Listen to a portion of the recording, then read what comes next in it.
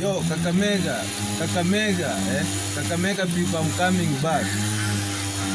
Shinyalu Madness Boys and Queens first anniversary. Tukutane pale Valuvalu Club, CPT Club. Mkam tusababishe bana, mkam tupige sherehe. Shinyalu Madness Boys and Queens first anniversary.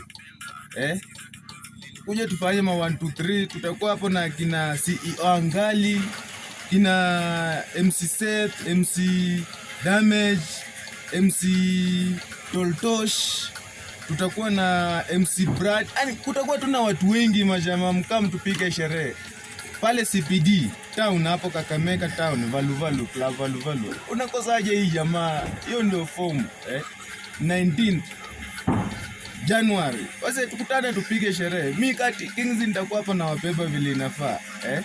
Kama tupige sherehe bana.